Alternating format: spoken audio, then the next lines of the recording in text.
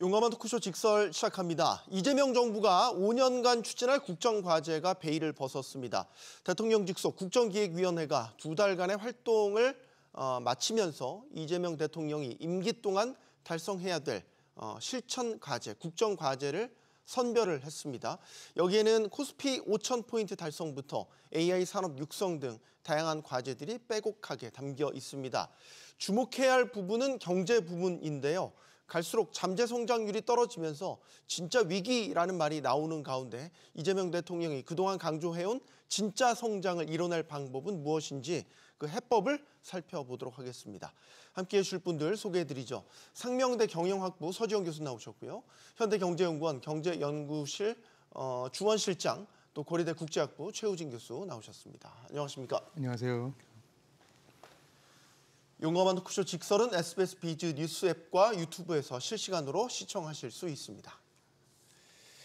자, 국정위가 12대 중점 전략 과제 중에서 경제 분야에서 1호로 꼽은 것이 바로 잠재 성장률 3% 달성이라는 목표입니다.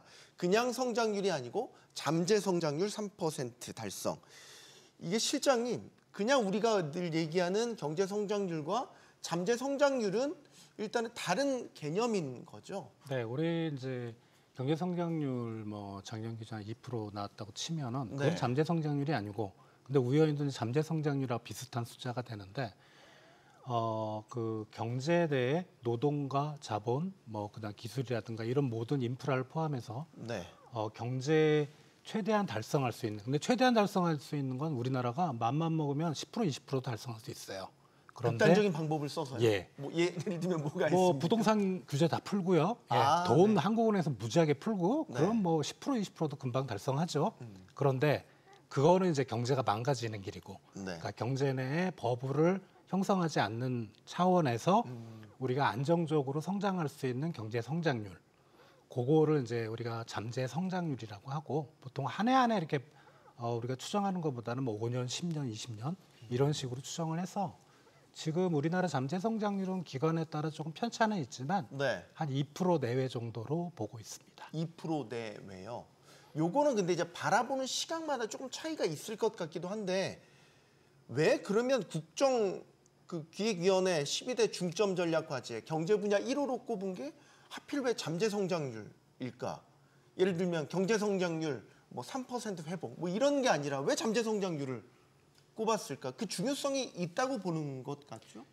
예, 그러니까 말씀하신 대로 이제 잠재 성장률이라고 하는 것은 이제 물가를 자극하지 않는 일종의 진짜 실력이지 않습니까? 네. 그러니까 이게 3%라는 숫자 자체보다도 제 생각에는 이 혁신 성장을 통한 잠재 성장률 3%를 달성하겠다라는 것을 선언적으로 제일 첫 번째 낸 것 자체가 의미를 가지지 않나 싶습니다. 그러니까 기조적으로 이렇게 좋은 얘기들이 굉장히 많이 써져 있는데 사실은 그 좋은 얘기들의 순서가 더 중요하지 않나 그런 생각이 들거든요. 네. 그렇기 때문에 혁신 성장, 그러니까 잠재 성장률을 올리는 혁신 성장을 1번으로 놓고 이제 그 다음에 따라오는 것이 모두의 성장 그리고 기본 사회 이렇게 되지 않습니까? 네. 다 아시겠지만 기조적으로 그러니까 혁신 성장과 모두의 성장은 기조적으로 좀 상충하는 부분이 있지 않습니까? 그러니까 네. 균형을 맞춘다는 것이 어렵고 어떤 우선순위를 가져가야 되는 부분이 있다고 보여지는데 그럼에도 불구하고 어찌됐건 많은 분들의 의견을 받아들여서 그 혁신 성장을 가장 처음에 낸 것 자체가 의미가 있지 않나 그런 생각을 합니다. 어떻게 보면 우리의 경제 성장 공식 자체를 좀 바꿔보겠다라는 이재명 정부의 목표 이런 것도 좀 담겨 함의가 있다라고 보여진단 말이죠.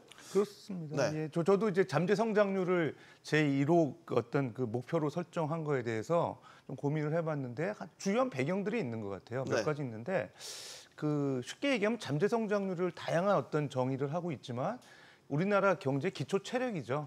그러니까 예를 들어서 컨디션에 따라서 어떤 소위 말해서 경제의 어떤 성장률이 달라질 수 있죠. 그건 물가도 있고 여러 가지 외환 시장이나 금융 시장의 변화 이런 거 영향을 받지만 기초적으로 우리가 평균적으로 달성할 수 있는 성장률이 이제 잠재 성장률이라고 봤을 때 지금 중요한 모멘텀이 좀 있는 것 같아요. 그러니까 우리나라가 지금 최근에 OECD에서 발표한 그 2%가 안 되는 그 전망치가 나왔어요. 네. 한 1.98 정도 된다고 나왔는데 논란이 됐었죠. 근데 이게 우리나라가 2000년대 초만 하더라도 5%였어요. 잠재 성장률이. 그리고 2020년대만 하더라도 이게 2% 중반까지는 유지가 쭉 됐었거든요. 그러다가 이게 최근 한 1, 2년 사이에 미국하고 역전이 된 거예요. 이제 미국 같은 경우는 지금 거의 뭐 이제 올해 지금 2% 정도 되는데 네. 지금 그 미국 내에 있는 뭐 웰스파고나 이런 전망 기관들 보게 되면 10년 내에 3%까지 간다고 이제 전망을 하고 있어요. 근데 우리나라는 아무런 준비 없고 아무런 정부에서 대책이 없으면 더 떨어질 가능성이 많다고 이제 본 것 같습니다. 그러다 보니까 예, 상징적으로 2020년대 2.5%에서 조금 더 높여서 3%를 이제 우리가 목표로 잡은 것 같아요. 네. 제가 볼 때는 상당히 시의적절한 어떤 목표치인데 그러면 이 3%가 갖는 의미를 한번 좀 생각을 해봤는데 네. 일단 우리가 2000년대 초반하고 지금 한 20여 년 지났잖아요. 네. 이렇게 비교해봤을 때 어떤 차이 때문에 잠재 성장률이 지금 뭐 1% 후반까지 떨어졌느냐 봤을 때 가장 중요한 거는 노동 생산성, 자본 생산성, 그러니까 노동과 자본의 그 잠재 성장 기여도가 상당히 많이 떨어진 거예요. 제가 수치를 한번 좀 계산해 봤는데 노동에 대한 기여도가 그 2000년도 대비 지금 현재 한 70% 정도 감소했거든요. 그 당시에 이제 5% 당시에 노동 기여도가 0.7%였어요. 네. 그다음에 자본이 2.2%. 그러니까 자본에 의존하는 비중이 큰 우리나라 경제 구조였고요. 근데 이게 점진적으로 지금 2025년 최근에는 노동 기여도가 0.2%, 자본 기여도가 1.1%. 그러니까 자본 기여도도 50% 정도 줄어든 거예요. 그러니까 이게 왜 그런가 생각을 해보면 우리나라 인구가 줄고 있고 노동 측면에서 보면 네.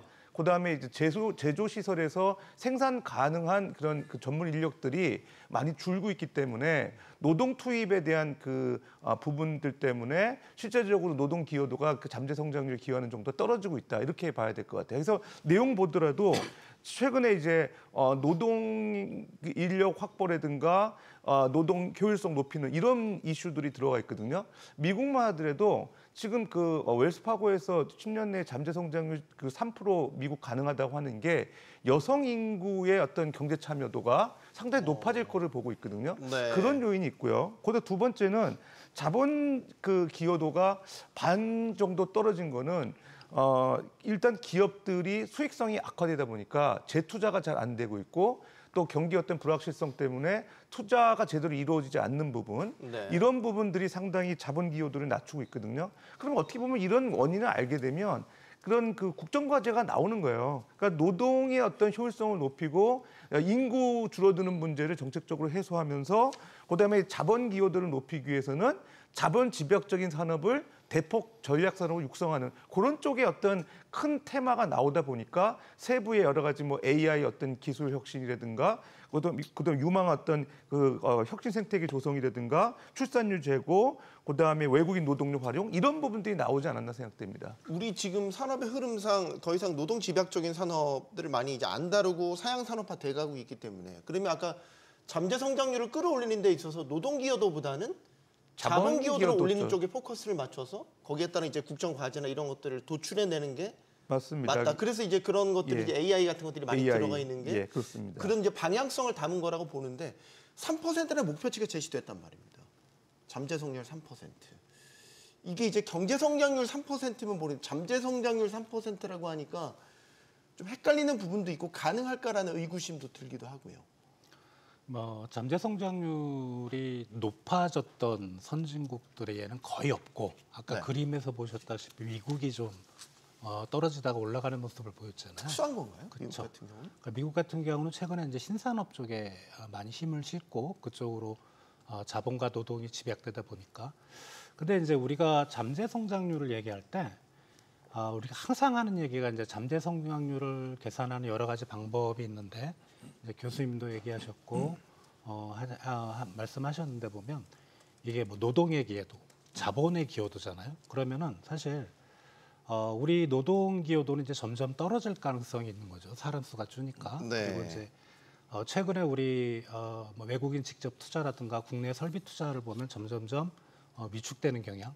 그럼 사실 운명론적 관점에서 잠재 성장률은 계속 떨어지게 돼 있습니다. 예. 그런데 네.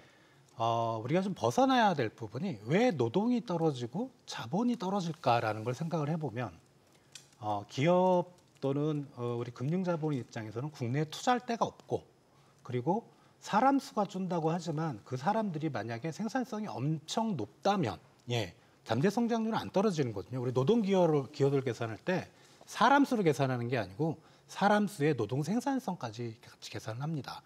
근데 그렇다면 그동안 우리 잠재 성장률이 떨어졌던 건 이런 뭐 자본이나 예를 들어 이제 자본만 보더라도 지금 당장 지금부터 트럼프 임기 내 3,500억 달러가 넘어가야 되잖아요. 그죠? 그만큼 우리나라 자본 투자 안 될 거고 네. 그게 중요한 게 아니고 우리나라에 만약에 그런 유망한 산업 금융자본 입장에서 보기에 정말 저게 투자하면 수익률이 엄청나고 그러면 우리나라 자본뿐만 아니라 해외 자본이 들어올 거고 또 노동도 우리가 극단적으로 얘기하지만 정말 우리나라 노동시장에 뭐 임금 수준 놓고 여기서 근무하면 정말 미래가 있다고 생각하면 해외 고급 인력들이 막 쏟아져 들어올 겁니다.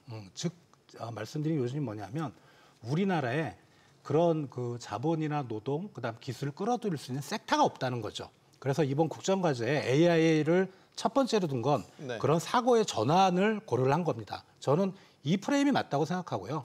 만약에 이 프레임이 아니고 기존의 방식대로 노동과 자본 그리고 이런 것들에 의해서 경제 성장률이 잠재 성장률이 결정된다 그러면 운명론에 빠질 수밖에 없거든요. 그래서 이런 생각의 전환을 생산 요소 측면이 아니라 시장의 수요 측면에서 산업 수요 측면에서 AI를 처음으로 내세웠다는 거는 상당히 좀 긍정적으로 평가가 됩니다. 알겠습니다. 자, 국정위에서 이제 역대 정부 중에서 처음으로 코스피 5,000포인트 달성을 국정과제로 제시한 부분도 눈에 띕니다. 자, 이재명 정부 출범 이후에 아시겠지만 국내 증시가 아주 가파른 상승세를 타다가 최근에 하나의 난제를 만난 게 주식 대주주 양도세 문제. 세제 개편안이 발표된 이후부터 좀 주춤하고 있는 이런 양상이죠. 자, 이런 논란을 띠고 코스피가 다시 우상향할 수 있을까? 사실 주식시장에는 우리 경제의 모든 면들이 종합백화점처럼 담겨서 반영되는 것 아니겠습니까? 어떻게 보십니까? 예, 일단 대주주 양도세 기준 논란이라든지 각종 세제 논란에 대해서 그래도 나름대로 빠르게는 일종의 시그널을 정리를 하고 그 시장의 예측 가능성을 불확실성을 좀 줄였다고는 생각을 하고 있습니다. 네. 그 세제 논란 자체가 올라가던 주가를 끌어내린 것은 많은 사람들이 이제 다 동의하는 부분이지 않겠습니까? 네. 그리고 이제 어찌되었건 간에 미국과 한국의 금리 인하가 조만간 있을 것이라고 생각이 되고 그 외에 각 우리 주력 수출 산업들이 그 실적이 어느 정도 뒷받침된다면 올 하반기 주가가 추가적으로 이제 계속 상승할 여지는 있을 거라고 생각은 하는데요. 중장기적으로 봤을 때 아까 이제 주원 실장님께서 말씀하셨지만 이제 많은 분들이 결과적으로 우리나라 주식이, 우리나라의 산업이, 우리나라의 기업들이 중장기적으로 실적을 내고 이익을 만들어야 네. 그 주가가 견인되고 있는 것이지 않습니까? 네. 근데 잠재 성장률 관점에서도 떨어진 잠재 성장률을 올리고 그리고 무엇보다도 지금 미국의 이 4,500억 달러 규모의 투자가 약속이 되어 있는데 이 규모가 생각하시면 정말 크거든요. 4,500억 달러면 대략 500조가 넘지 않습니까? 네. 근데 우리나라 연 총 고정 자본 형성이 400조가 조금 넘습니다. 그렇기 때문에 이 거의 4년에 걸쳐서 뿌린다고 하고 그 금액이 실질적으로 협상 과정에서 2천억 정도의 실질 투자가 이루어져야 된다고 하더라도 우리나라 총 투자 규모의 25% 되는 규모가 대외 투자로 나가야 되거든요. 네.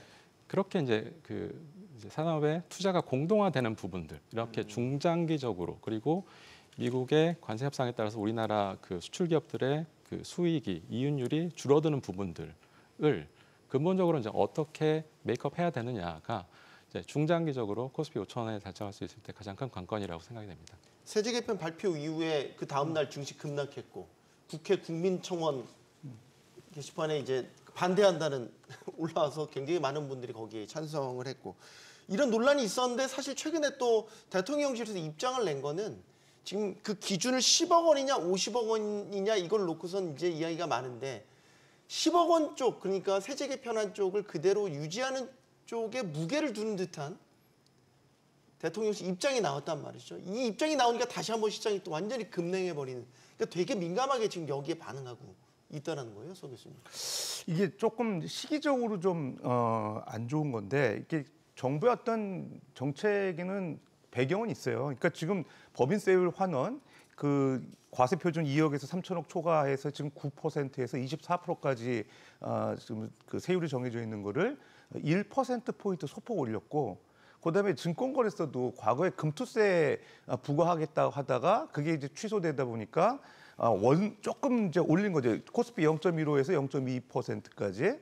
그다음에 주식 양도소득세도 과거에 50억 대주주 기준을 10억으로 낮추면서 세수를 좀 더 확보하겠다, 이런 취지예요. 그러니까 지금 세 개 다 어떻게 보면 세수 확보와 맞물려 있거든요. 네. 근데 이제 증시를 활성화시키는데 글쎄요, 증시가 더 활성화돼서 투자가 이루어지고 또 기업이 법인세 많이 내는 효과가 큰 건지, 세수 조금 더 올려가지고 당장의 어떤 세입 늘어나는 효과가 큰 건지 정부가 그걸 좀 따져봐야 될 것 같은데, 제가 볼 때는 좀 안타깝게도 그 세수 소폭 올린 효과가 크지는 않을 것 같아요. 오히려 네. 주가가 떨어지면서 주식시장에 대한 상승 모멘텀이 꺾인 게 더 아쉽거든요.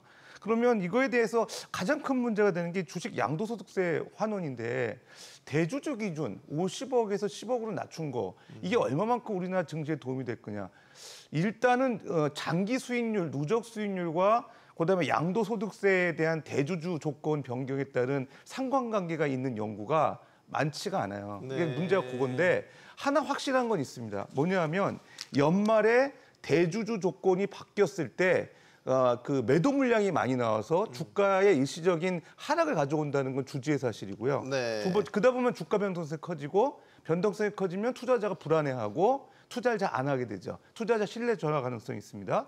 그다음에 통상적으로 단기적으로 대주주 기준이 변화하는 시기에 주가가 하락하는 그런 모멘텀들이 많이 발생했다는 연구 보고들이 있어요. 그러니까 결과적으로 지금 시기가 아닌가 생각되는데, 이게 사실은 어떻게 보면 굳이 이런 그 부정적 여파를 감수하면서 그런 양도세 그 대주주 기준을 낮출 필요가 있었을까? 조금 아쉽거든요. 네. 그러니까 미국 같은 경우는 그 기준이 없어요.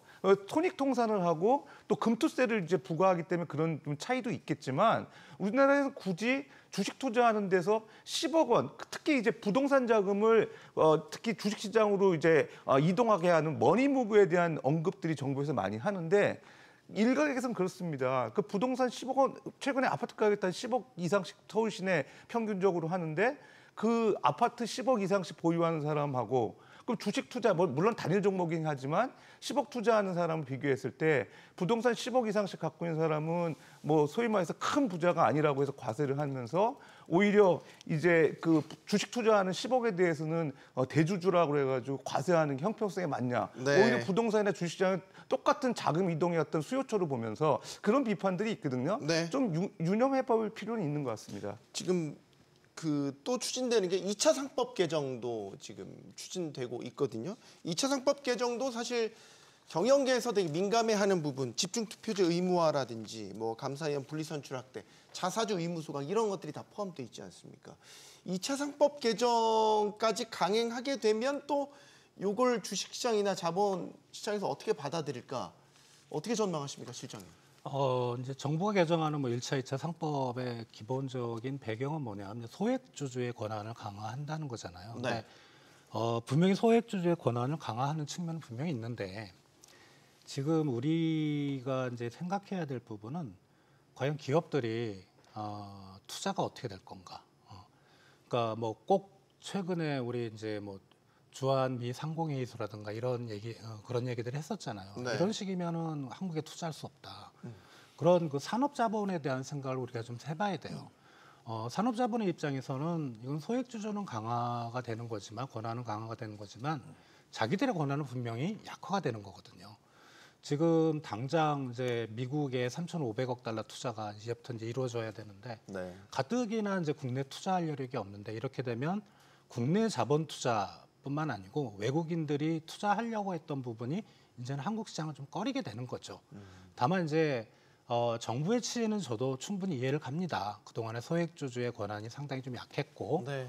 소액주주의 권한을 높여야 주식시장이 밸류업할 수 있는 그런 기초적인 체력은 있지만 이 부분에 대해서는 정부가 좀 신중히 한번 좀 접근을 해야 된다. 극단적으로 얘기해서 소액 주주들은 투표권이 있지만 뭐라 그럴까 기업은 투표권이 없잖아요. 예, 그러니까 정치의 생리상 개인들에 대해서는 상당히 좀 개인들이 원하는 방향으로 정책은 밀고 나가기 쉽겠지만 이게 기업들이 만약에 한국에 투자를 안 하고 바깥으로 나간다 이러면 우리 앞에서 얘기했던 잠재 성장률 3% 달성은 어렵습니다. 네. 사실 다 얽히고 설켜 있다라는 생각도 듭니다. 이재명 정부에서 핵심 미래 성장 동력으로 전면에 내세운 게 바로 인공지능 AI입니다. AI 3대 강국을 목표로 내걸었습니다. 여기에 모두의 AI라는 슬로건까지 내걸었습니다. 어떻게 보십니까? AI 3대 강국을 통한 경제 성장, 경제 도약 충분히 가능하다고 보시는지요, 이재명 교수님? 예.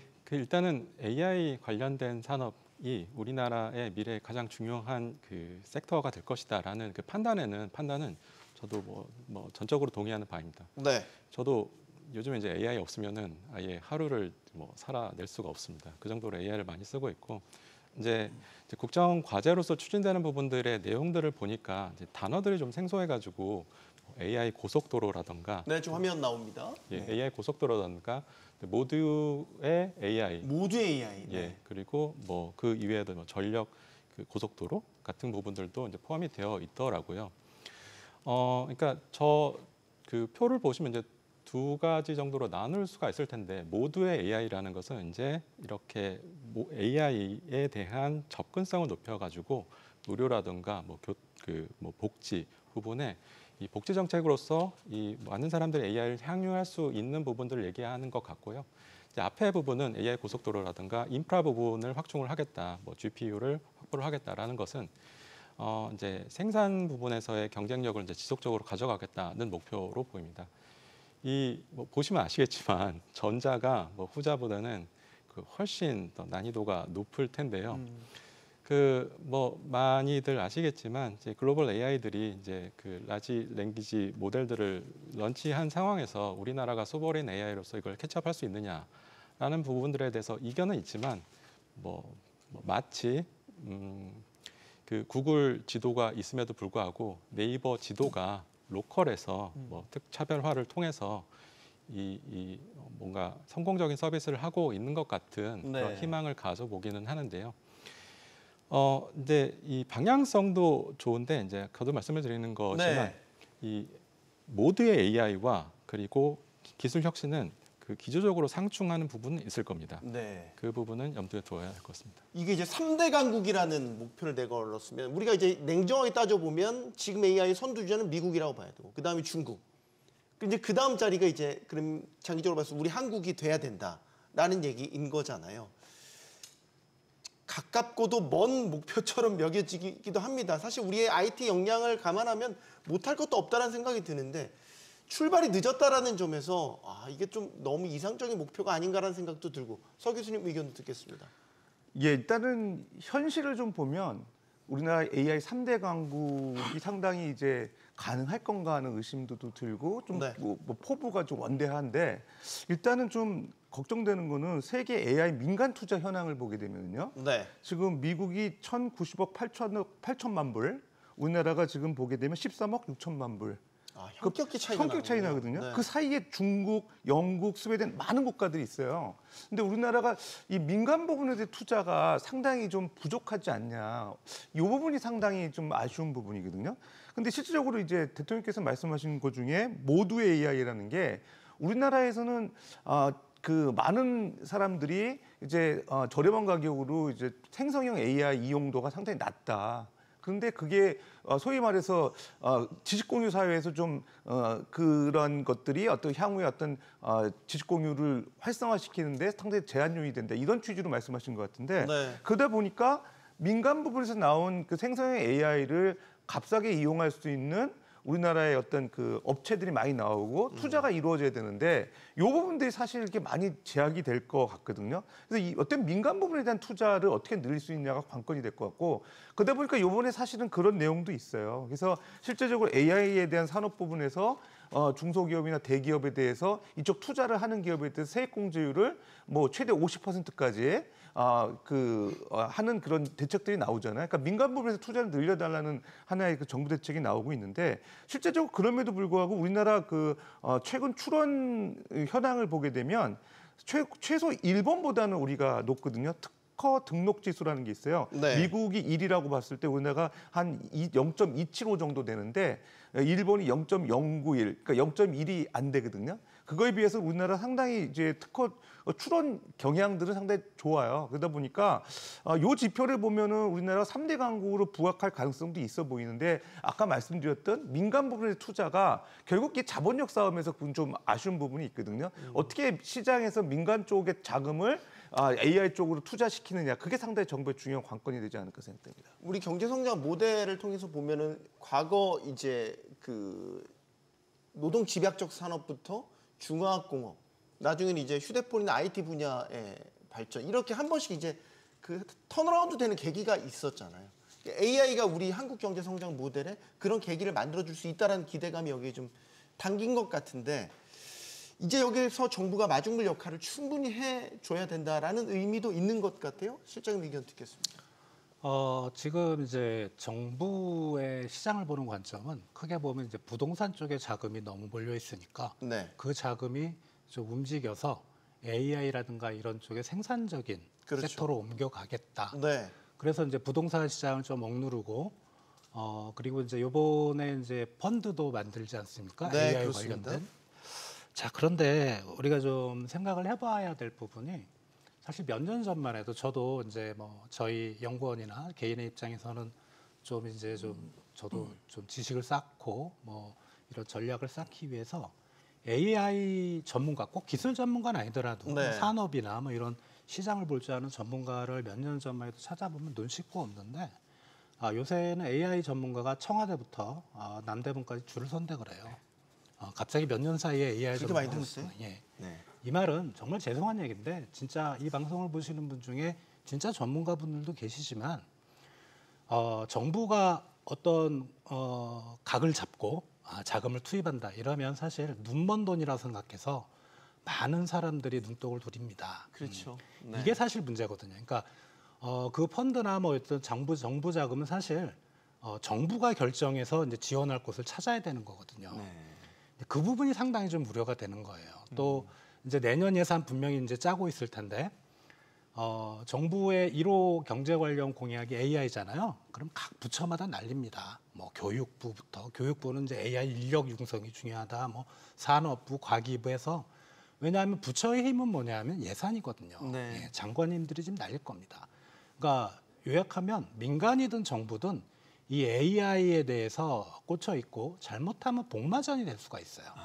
이러면 과거에 우리가 예를 보면은 사실 그런 정부가 관련된 자금 뭐 이렇게 배분이 될 때는 정말 그 시장에서 잘하는 쪽으로 가야 되는데 그렇지 않은 쪽으로 가는 경우가 되게 많아요. 그 부분이 상당히 우려가 되는데 물론 이제 과거의 정부들이 그랬다는 거고 지금 정부는 좀 저는 다를 수 있다고 생각되는데 네. 그 부분이 상당히 좀 우려가 되는 부분이에요. 예. 그렇죠. 항상 이 대규모 투자 계획 같은 게 나오면 눈먼 돈들이 이제 곳곳에서 나중에 지나놓고 보면 말이죠. 그 이제 100조 원 규모의 국민성장 펀드 추진한다는 계획도 여기 담겨 있단 말이죠. 이런 것들이 이제 AI나 이런 첨단 산업에 투자 마중물이 되는 역할을 하게 될 텐데 이게 이제 올바르게 펀드 조성하는 과정도 그렇지만 집행도 그렇고 집행 후에 사후 관리도 그렇고 여러 가지 또 난제들을 안고 있을 것 같아요, 교수님. 예, 그 매 정권마다 이제 그 정책 과제 최우선되는 주제들을 갖고서 이제 펀드를 조성해 왔었는데요. 그 전 정권에서도 그 코로나 시기이기도 했었습니다만 뭐 그 정책형 그 뉴딜 펀드라는 것을 만들어 가지고 네. 그 산업은행에서 말씀하시니까 기억이 나는 것 같습니다. 예. 네. 그때 규모 뭐 대통령께서 직접 뭐 100조 말씀하시기도 하셨고 하긴 했는데 결과적으로는 이제 산업은행과 산업은행 자회사가 대략 20조 목표로 조성을 하고 대략 10조가 그 운용이 되고 있는 걸로 알고 있습니다. 알고 있는데 그 업계 분들은 대부분 뭐 대출로 나갔고 실제로 그러니까 민간 펀드와는 다르게 이제 수익률을 목표로 해야 되는데 수익을 최우선으로 할 수만은 없는 정치적인 그 주제가 담겨 있는 부분들이 있어서 현실적으로 어려움이 있는 것 같고요. 그리고 거듭 말씀드리는데 지금 100조라는 규모가 정말 어마어마한 규모입니다. 네. 100조라는 규모가 어마어마한 규모고 이제 정책적으로 우선순위를 정해야 되는 순간들이 곧 올 수 있습니다.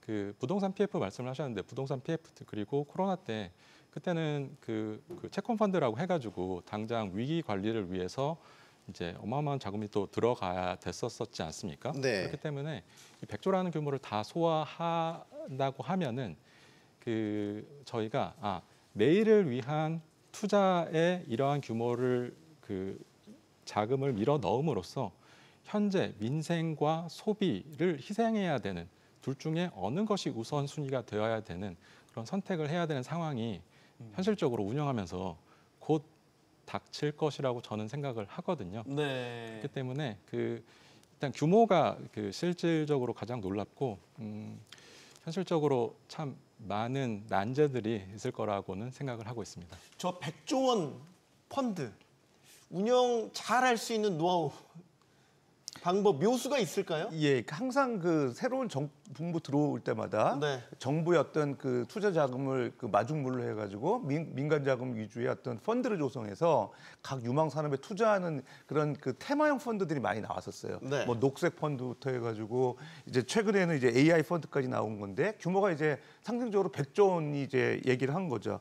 뭐 혜택이 있습니다. 근데 성공의 어떤 관건은 뭐냐면 정부의 이 펀드의 수익률에 대한 어떤 그 달성 의지, 그다음에 두 번째는 투자자들이 얼마나 적극적으로 이 펀드에 대해서 투자를 할 수 있느냐 그거거든요. 근데 후자를 놓고 봤을 때 지금 정부에서 제시한 게 이제 투자 혜택이 세제 인센티브예요. 네. 세제 인센티브인데 구체적인 내용 안 나왔고 그다음에 투자 수익률이 얼마인지도 잘 모르고 근데 이제 한 가지는 투자자가 저율 분리과세 된다는 거를 이제 세제 메리트로 제시를 하고 있거든요. 네. 그런 측면에서 아직까지는 성공 가능성을 예단하기는 어려운데 그럼에도 불구하고 이게 만약에 아주 상당한 높은 수익률이라든가 리스크 초준에 따라서 상당히 수익률이 다양화돼 있다 그러면 최근에 투자자들이 분명히 이제 관심을 가질 것 같고 그다음에 이러한 그 펀드에서 나오는 그런 상품들을 바탕으로 한 여러 가지 ETF 상품들이 만약에 출시가 된다 그랬을 때 이 유동성이 커지는 거죠. 시장 거래 유동성이 커지기 때문에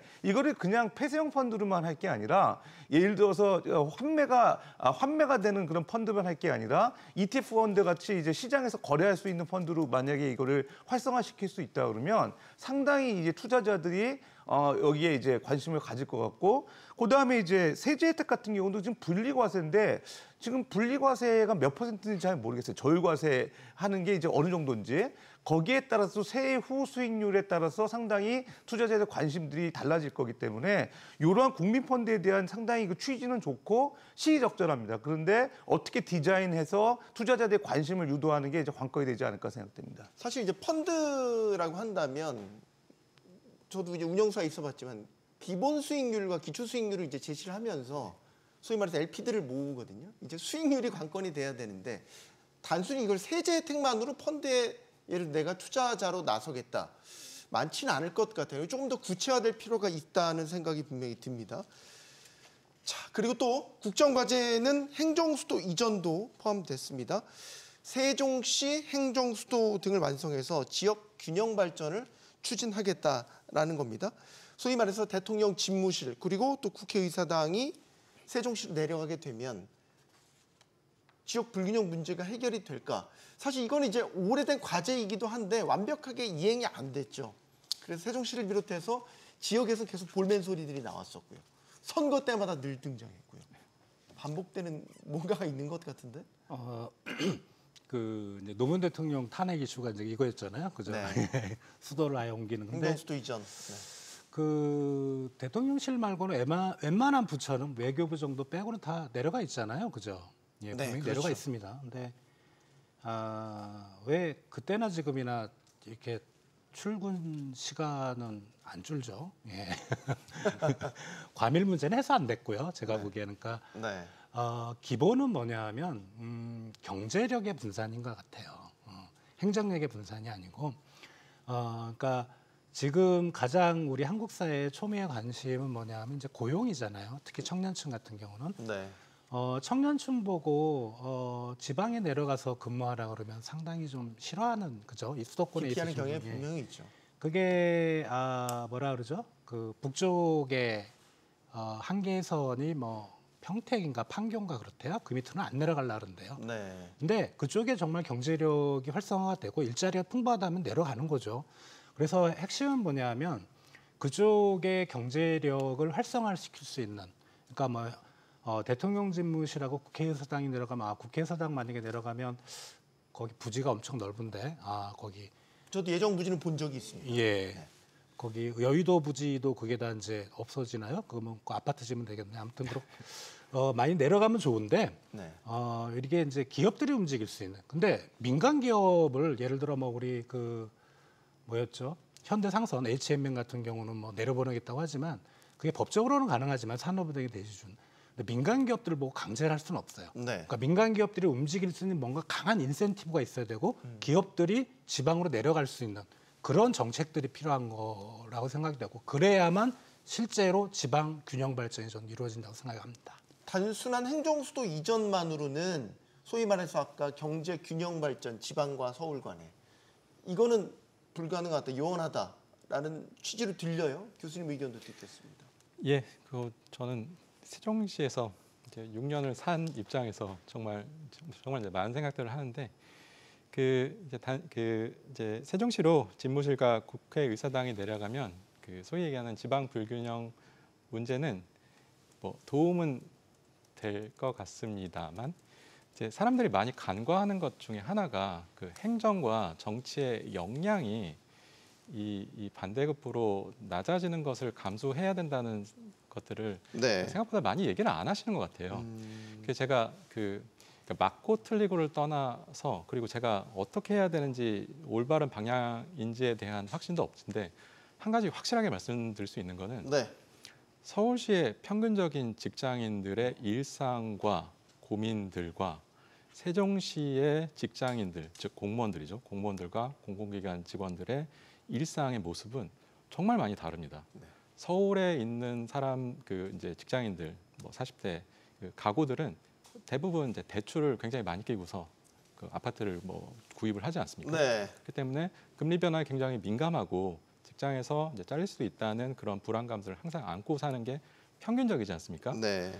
그게 그 세종시에서의 직장인들한테 잘 체감이 되지 않는 것 같습니다. 네. 그러니까 금리가 올라가고 내려감에 따라서 그 사람들이 왜 이렇게 민감해하는지에 대해서 당장 와닿지는 않거든요. 네. 그렇게 공간이 단절되는 거에 따라서 그 국회의사당을 그 세종시에 내린다고 그 여의도라는 공간이 그 민간과 교류하는 그 의회가 민간과 교류하는 그 역할을 세종시가 공간적으로 해낼 수 있을까 이런 고민들은 참 끊이지 않는 것 같습니다. 알겠습니다. 자, 국정과제를 수행하기 위해서 5년간 210조 원의 예산이 추가로 투입될 것으로 추산이 됐습니다. 이와 관련해서 이재명 대통령은 씨앗론을 이야기를 했습니다. 국가 재정이 취약해져서 뿌릴 씨앗조차 부족하다. 자, 이런 이야기를 했습니다. 그래서 빌려서라도 씨를 뿌려서 수확을 할 수 있다면 그렇게 하겠다. 자, 이걸 두고 여러 가지 해석들이 나오고 있습니다. 결국 확장 재정에 대한 이야기를 한 것이고 확장 재정의 방법으로 국채 발행까지 염두에 둔 것이다. 이런 해석이 나오고 있습니다. 서 교수님 어떻게 보십니까?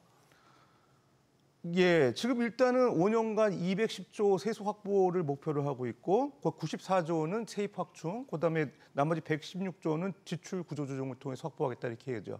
근데 이제 정부가 보통 우리가 진보 정권이 들어오게 되면 큰 정부를 지향을 하기 때문에 그 일종의 예산 규모가 상당히 커지고 그 조달 계획도 규모가 커요. 그러니까 참고로 보면 지난 문재인 정권 때도 5년간 일종의 그 정부의 어떤 사업을 위해서 400조 원 이상이 조달이 됐거든요. 네. 그 중에서 이제 국채 발행도 상당히 많았고 국가 채무가 늘어나는 비중도 커졌죠. 그러면 사실 210조라고 봤을 때는 생각보다는 그렇게 크지 않아 보여요. 그럼 나머지는 또 다양한 어떤 사업을 할 때 과연 자금 조달 수단으로 뭘 할 건가 봤을 때 저는 국채 조달도 배제할 수 없다 이렇게 생각이 돼요. 네. 근데 이제 지금 시점에 그러면 국채를 발행하겠다 하면 채무 늘어나는 거에 대해서 정부가 언급을 하는 거에 대해서 상당히 부담스럽기 때문에 네. 뭐 아마 이제 정부에서는 공식적으로는 얘기하지는 않고 있는 건데 근데 국채 발행이 사실 나쁜 건 아니에요. 왜 국가 채무가 늘어나는 부담 때문에 상당히 금기시하고 있는데 네. 국채를 내국인한테 팔지 말고 외국인한테 판다. 상당히 긍정적인 효과가 있는 거죠. 그 실제로 내국인한테 우리나라 국채를 많이 팔아서 자금을 조달할 수 있다 그러면 국채 신인도도 올라가고 나쁘지 않습니다. 그리고 또 국채가 예를 들어서 해외 투자자들을 통해서 실질적으로 이제 발행이 되게 되면 상당히 우리나라 국채에 대한 어떤 대외 신인도도 높아질 수 있어요. 그러니까 지금 미국 같은 경우는 전 세계적으로 미국 국채 잘 팔리잖아요. 네. 근데 수익률이 지금 우리나라 10년물 같은 경우 한 2.9%, 3% 가깝게 되거든요. 근데 이제 미국 한 4% 넘는 미국 국채에 비해서는 수익률이 좀 낮지만 네. 장점이 있어요. 신흥국 대비 우리나라 경제의 어떤 그 신인도가 좋기 때문에 실용도가 높기 때문에 데폴트 가능성이 낮고 그다음에 우리나라 개인 투자자에 대한 국채 그 분리과세가 15.4%, 그다음 그 저율 15.4% 분리과세 되거든요. 2억까지. 네. 그러다 보니까 이제 투자자 입장에서는 상당히 이제 종합소득 부과하는 그런 단점이 이제 배제가 되고요.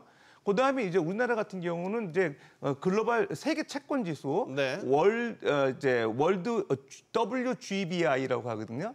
거기에 이제 인덱스로 우리나라 국채가 편입이 돼 있기 때문에 네. 상당히 이제 신인도가 있어서 안전하게 투자할 수 있는 그 어떻게 보면 대상이 돼요. 그러다 보니까 네. 차라리 우리나라 신흥국에 있는 투자에 국채하는 것보다 우리나라 국채 투자하는 게 훨씬 유리하다고 봤을 때 네. 외국인 투자자에 대한 적극적인 마케팅이 좀 필요하지 않나 생각됩니다. 주 실장님, 결국 이제 국채 발행까지도 염두에 둘 필요가 있다라고 말씀을 하셨어요. 주원 실장님은 어떻게 생각하십니까? 근데 정부가 발표한 거 보면 세입을 94조 늘리고 세입 확충. 지출을 116조 줄인다. 네. 그럼 흑자거든요. 그죠? 예. 네. 그렇죠. 한 30조 플러스잖아요. 그죠? 그럼 국채를 발행할 이유가 없죠. 이유는 없죠. 예, 정부 얘기대로. 저 계획대로라면. 그래서 이게 국채까지 대통령실에서 아마 그렇게 얘기를 했던 국채에 대해서는 선을 아직, 그었습니다. 요 계획대로라면 상관이 없고 그걸 이제 저 임기 내에 그렇다는 거잖아요. 네. 그러면은 1년 다니면 한 매년 한 20조 정도 세입 플러스 그리고 지출도 한 뭐 23조, 그러니까 20에서 똔똔으로 이렇게 대충 맞출 수 있는데 우리가 이제 잘 모르시는 부분이 올해 본 예산 2차 추경 말고요. 본 예산만 하더라도 계획이 뭐냐면 650조 총 수입이었거든요. 네. 그게 전년 대비 6% 증가한 겁니다. 이 말은 뭐냐면 전년 대비 6% 증가한 게 대략 금액으로는 650조 총 수입이니까 한 30조 늘어난 거잖아요, 그죠? 네. 예. 즉 올해 경제 성장률이 되게 낮은데도 세입은 30조 정도 늘어납니다. 만약에 경제 성장률이 올해 뭐 1% 안쪽인데 만약에 2%까지 올라왔다면 세입은 더 늘어나겠죠.